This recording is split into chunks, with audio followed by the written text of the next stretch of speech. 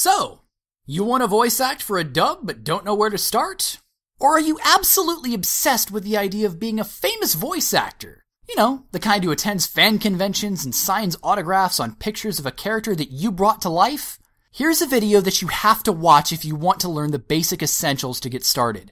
I'm by no means an acting coach, and I can't give you advanced advice on making something like a demo reel. That comes later. That comes with a ton of practice, time that you buy to record it in a professional studio, and an agent who can pass that tape around. No, this is just where you start.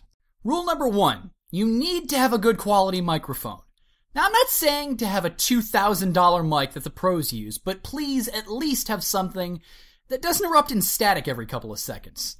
I, for example, use a snowball microphone from Blue. It cost me a little over $100, and I've gotten pretty good results with it on setting 3 for over 4 years now. If you have a mic, you should also have a pop filter of some kind to protect it from some of the more volatile sounds you can make. The T's, the C's, the P's, those are the main culprits. I'm going to demonstrate what I'm talking about without a filter first and with 1 second. So, here we go.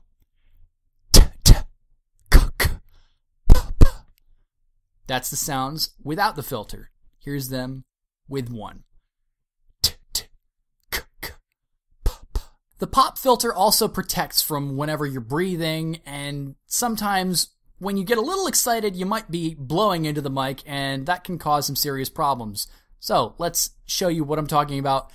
Blowing into the mic. That's without the filter. I'm sure it sounded like crap. Here's with the filter. It's like magic, isn't it? The good news is you don't have to go out and buy a pop filter that's specially suited for your particular microphone. It's as easy as putting a sock over it. I don't use that, and quite a lot of the pros don't use that, but it's a simple, practical, and let's be honest, cheap solution. All of this is a moot point if the software you're using is crap. This leads me into rule number 2 that goes along with your mic. Your audio software. I swear by Audacity. It's the only software I've ever needed over the course of my time on YouTube. It's free, it's professional, and it's easy to use. What you want to do before a recording session is record about 10 seconds of the background audio. Believe it or not, there's still going to be some background noise going on even when you're not saying anything. And if it's not filtered out, it will catch on your recording. So for the first half of this sentence, I'm going to talk without using the noise removal feature. And now I'm going to talk using the noise removal feature. It's subtle, but you can really notice a difference, especially if you're using headphones. So give it a shot, I'm sure you'll notice. Alright, so you've got the microphone, and you've got the software. There's one important element that's missing, and that is the room that you're in.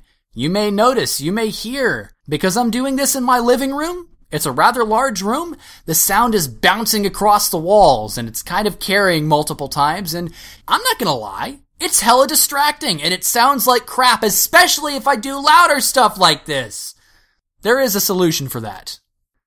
The change in sound that you might have noticed, and the change in temperature that I definitely notice, that comes from the fact that I have a blanket draped over myself and my mic right now. It makes it so the sound doesn't bounce around everywhere and get caught by the microphone. I'm not gonna lie, it's hella archaic. Some really amazing people have actually gone out of their way to transform their closets into their own personal sound booths, padding and all. That is awesome, and that is so out of my league right now. Other people, like Adara Moreau, actually go into their cars to do their voice recording, and that makes sense. Smaller area and less room for the sound to travel. The only reason I don't do that is the fact that my voice recording setup is not portable, so I can't take it into my car with me. For the sake of not frying like I'm in an easy bake oven, I'm going to do the rest of this video with no blanket draped around me. I just wanted to demonstrate the difference, and while it's not an ideal improvement, it's a guerrilla setup that helps your sound quality, and that's the important part in the end.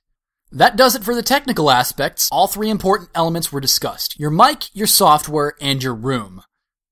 Now it's time to focus on that instrument we call a voice. Before you get started with any kind of voice work, whether it's a commercial or a character voice, you need to do warm-ups. Namely, everyone's favorite, the tongue twister. This is what gets your voice and your brain ready so you're not slipping up on your lines all the time. Makes it harder to screw up when you're speaking. This particular tongue twister is every voice actor's favorite. What a to-do to die today at a minute or two till 2. A thing distinctly hard to say, but harder still to do. For they'll beat a tattoo at a 20 till 2, a rat-tat-tat-tat-tat-tat-tat-tat-2, and the dragon will come when he hears the drum at a minute or two till 2 today. At a minute or two till 2. Now you'll notice as I was saying that, I was deliberately exaggerating what I was saying. Because you're not only exercising your voice and your brain, you're also exercising your mouth itself, so it's a little bit easier to say your lines. Obviously, during your warm-ups, though, you want to repeat the tongue twisters over and over again a little bit faster each time. So, for example, what a to-do to die today at a minute or two till 2. A thing distinctly hard to say, but harder still to do. For they'll beat a tattoo at a 20 till 2, a rat-tat-tat-tat-tat-tat-tat-2, and the dragon will come when he hears the drum at a minute or two till 2 today. At a minute or two till 2. I was much faster that time. That's the general idea of tongue twister warming up, but you're also going to want to stretch your mouth. Yes, I know it sounds stupid, but it's just like doing stretches before a run. So make the stupidest, most exaggerated faces you can imagine and hold them for several seconds. That loosens your mouth up. Alright, warm-ups are done and now it's time to say your lines. Are you doing a commercial? Just say it in your normal voice then. I'm Lancun, the best damn voice actor on YouTube, using Audacity, the finest free audio software on the internet. Did you just facepalm and call BS? That's the general idea of what you do for voicing a commercial. Acting out a character, on the other hand, is a very different story. Namely because, at the core of what you're doing, even if you don't like to be on camera, you still have to act in character. From head to toe, you have to become that character. You have to do the things they would do. If that means getting animated, get animated, because that helps put you into the mindset of that character. The more you know about the character, the better, but keep in mind that you need to have a large imagination to make it as a voice actor. Reason being, you can't possibly know everything about everyone. You can't know a character's entire story or where they're going. You can't possibly know all of that. You need to be able to pick up a character description, read a small paragraph or two about them, and be able to bring them to life using your imagination of what that character would sound like. Again, what really helps is bringing your whole body into the role of that character. Even if you're not on camera to see, it will resonate in your voice if you, for that moment in time, believe that you're that character. It's like when you were a kid and you played pretend. For example, right now I'll play a stereotypical anime badass and say, come on, let's go. First I'm just going to do it by saying it. The next time I do it, I'm going to be actually bringing my whole body into it, motioning with my hand and whatnot. You'll notice the difference, trust me.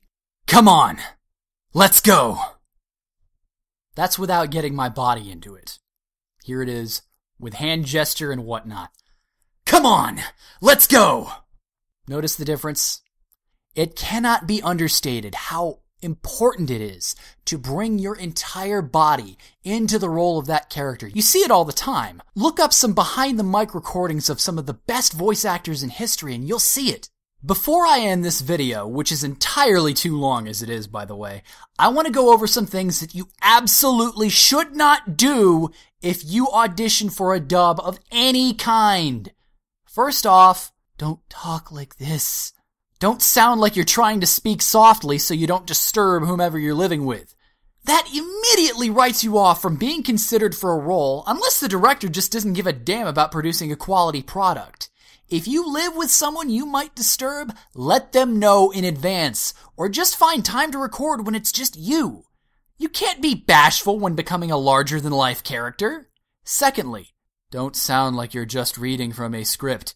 Again, you have to convince the audience that you, Johnny McNobody, have become a ruthless supervillain, or that you, a crude young woman, have become a proper lady. The wonderful part about acting is that it allows us the opportunity to step into the life of a fictional character. So don't just read from a script like it's something boring that you want to get over with. Really have fun with it. Case in point, this entire video I've been reading from a script. Could you even tell? Lastly, as I mentioned before, don't expect to get it all in one take. Do multiple takes if need be. That didn't sound right. Do multiple takes if need be. Hint, you will need be, so do about 3 to 5 takes anyway. Alright, I think that about covers all of the basics of what you need to be a decent voice actor, whether it's for a friend's fandub or a local commercial. Notice I said decent. Passable.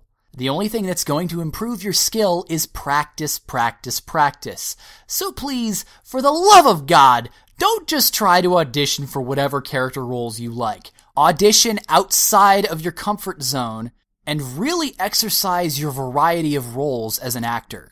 That's about all, guys. Thanks for listening. If I think of anything more, I'll have a follow-up video. Have a good day.